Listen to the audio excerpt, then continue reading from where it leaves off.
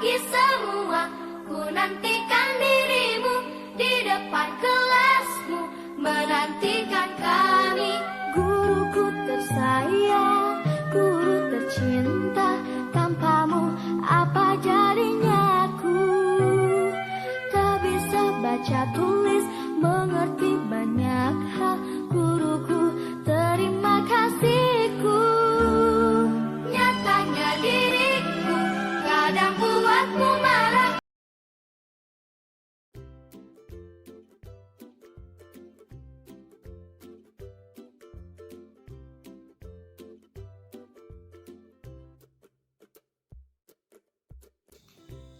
Assalamualaikum warahmatullahi wabarakatuh. Selamat pagi anak-anak. Apa kabar kalian hari ini? Bapak doakan semoga semuanya sehat ya, sehingga bisa mengikuti pembelajaran ini dengan maksimal.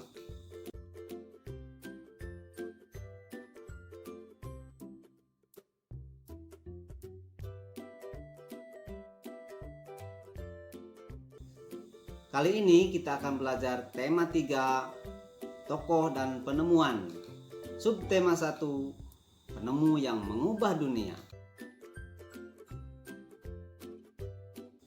Lihatlah lingkunganmu di malam hari. Cahaya lampu bersinar menerangi jalan, sekolah dan rumah kita. Listrik telah mengubah wajah dunia.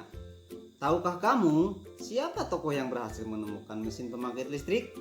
Dan bagaimana lampu-lampu di rumah dapat menyala? Kali ini kita akan belajar tentang sejarah listrik.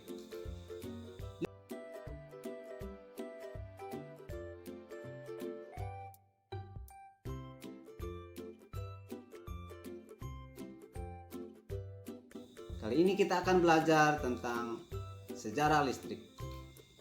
Listrik pengubah wajah dunia. Listrik telah membawa banyak perubahan dalam kehidupan masyarakat di dunia. Michael Faraday adalah tokoh penemu arus listrik. Faraday lahir pada tahun 1791 di Newington, Inggris. Ia berasal dari keluarga miskin dan hanya sebentar merasakan pendidikan di sekolah.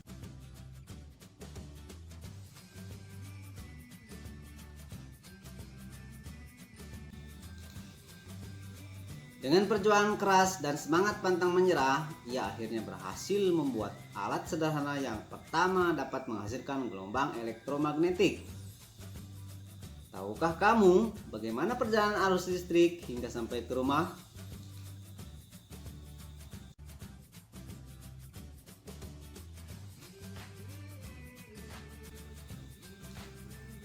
Arus listrik adalah gelombang elektromagnetik, yaitu gelombang yang dapat merambat meski tidak ada media perantara. Gelombang elektromagnetik terbentuk dari hasil perubahan medan magnet dan medan listrik yang terjadi terus-menerus.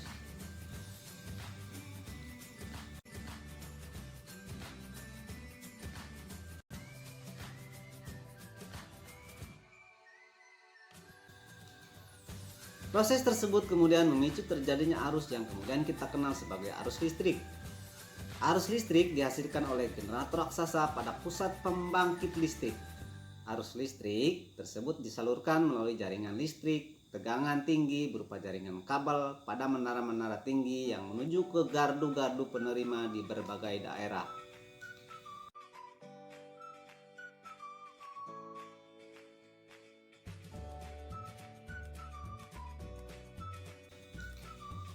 Dari gardu-gardu penerima, arus listrik kemudian disalurkan ke rumah penduduk dan berbagai tempat yang memerlukan. Arus listrik yang diterima di rumah kemudian disalurkan melalui rangkaian kabel listrik di dalam rumah. Rangkaian kabel tersebut umumnya berada di atap untuk tempat dudukan lampu atau dinding rumah untuk saklar dan colokan listrik, tempat menghubungkan beragam peralatan elektronik seperti televisi, kipas angin, dan kulkas.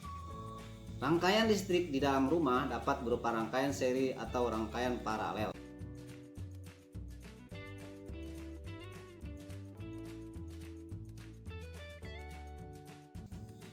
Rangkaian seri dan paralel merupakan jenis-jenis rangkaian yang dipakai untuk menyambungkan dua ataupun lebih komponen listrik sehingga menjadi satu kesatuan utuh. Bila dilihat dari cara penyusunannya, rangkaian seri disusun dengan cara bersambung atau sejajar, dan rangkaian paralel disusun secara berderet.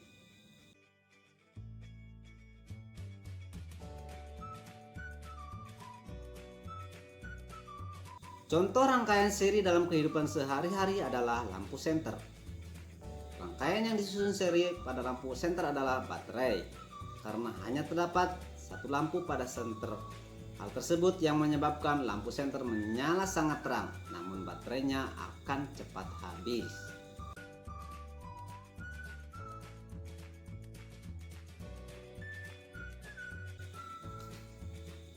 Rangkaian seri dan paralel juga bisa ditemui pada lampu-lampu di rumah. Betapa penting peranan listrik bagi kehidupan manusia. Tanpa listrik, tentunya kita akan mendapatkan banyak kesulitan dalam mengerjakan aktivitas sehari-hari. Namun demikian, kita juga harus tetap bijaksana ya anak-anak untuk menggunakan listrik dalam kehidupan sehari-hari.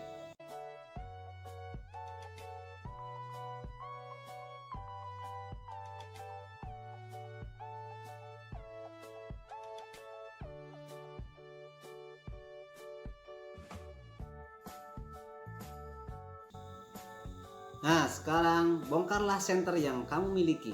Amati komponen-komponen yang terdapat pada senter seperti berikut ini. Kenali setiap bagian komponen tersebut.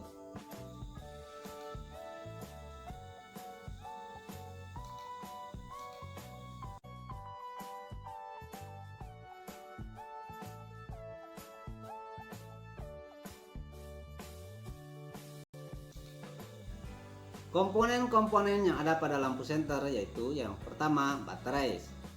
Fungsinya sebagai penyuplai arus listrik. Yang kedua adalah reflektor atau penutup lampu. Fungsinya untuk memfokuskan cahaya lampu senter.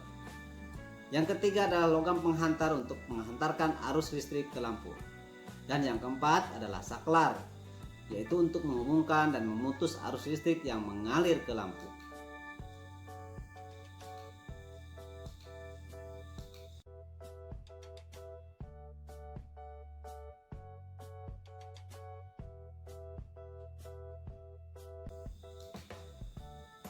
Jika komponen-komponen utama tersebut dirangkaikan untuk membuatnya kembali menyala, akan tampak seperti berikut.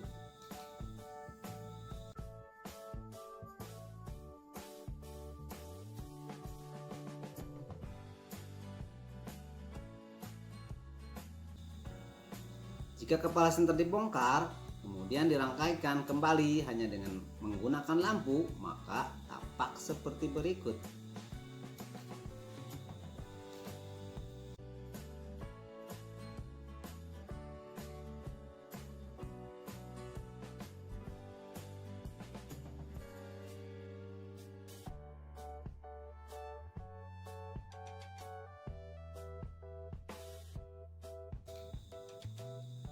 Lalu bagaimana posisi lempengan logam untuk membuat posisi lampu menyala? Nah, coba kalian perhatikan ya anak-anak. Posisi logam harus menghantarkan arus listrik yang keluar dari baterai menuju ke lampu. Satu ujung logam harus menyentuh ke terminal baterai dan ujung satunya harus terhubung ke terminal lampu sehingga membentuk rangkaian tertutup. Jika terdapat saklar, saklar harus dalam kondisi terhubung.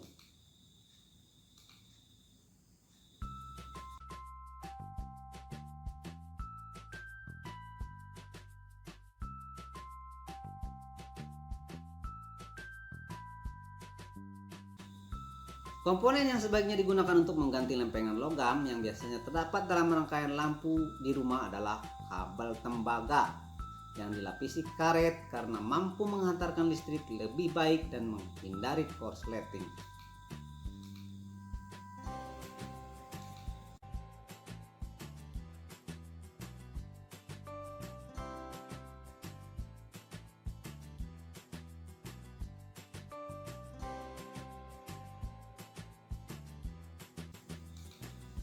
Proses perjalanan arus listrik pada rangkaian listrik senter.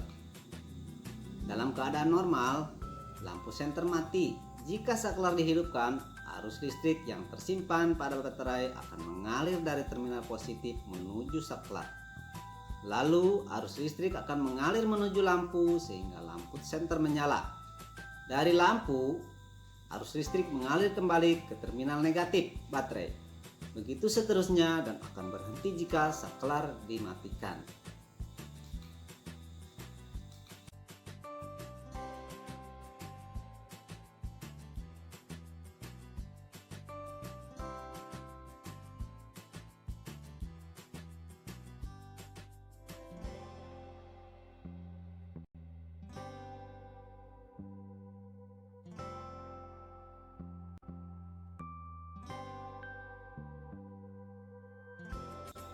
Rangkaian listrik pada senter terdapat pada baterai yang diletakkan sebaris.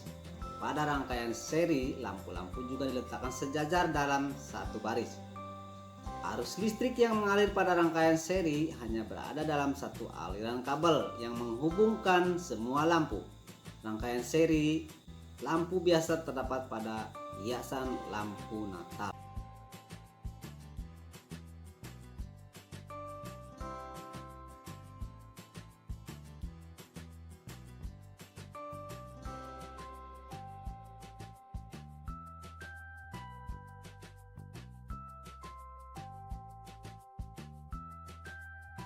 Nah, sekarang kamu akan mencoba membuat rangkaian listrik sederhana seperti pada senter. Tentukan alat dan bahan yang diperlukan untuk membuat satu rangkaian sederhana.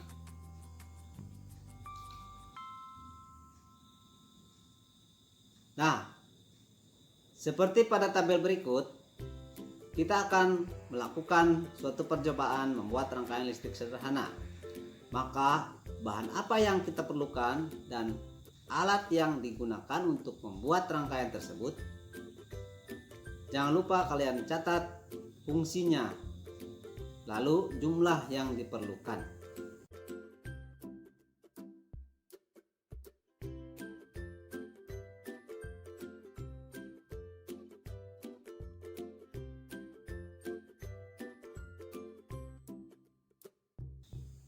Listrik adalah salah satu penemuan yang sangat penting. Ayo kita bahas lebih lanjut tentang penemuan listrik dan pengaruhnya terhadap kehidupan dan peradaban manusia.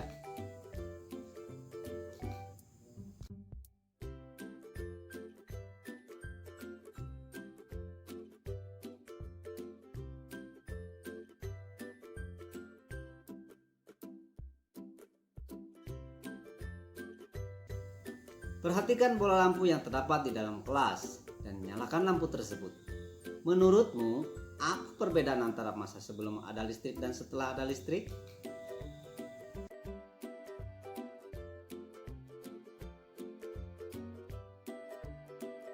Sekarang amati lingkungan sekitarmu. Temukan sebanyak mungkin pengaruh listrik dalam kehidupan di bidang sosial dan budaya di lingkungan tempat tinggalmu.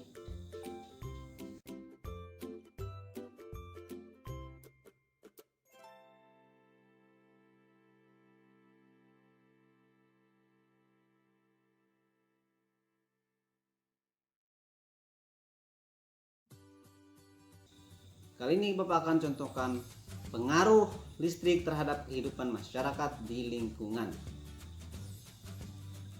Pada tabel yang pertama, sebelum ditemukan listrik, dan pada tabel yang kedua, setelah ditemukan listrik. Sebelum ditemukan listrik, menyetrika baju menggunakan setrika arang. Namun setelah ada listrik, maka menyetrika baju menggunakan setrika listrik. Sebelum ditemukan listrik, komunikasi hanya dilakukan secara tatap muka di satu wilayah saja.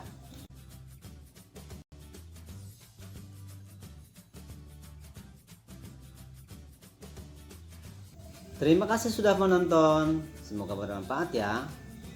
Assalamualaikum warahmatullahi wabarakatuh.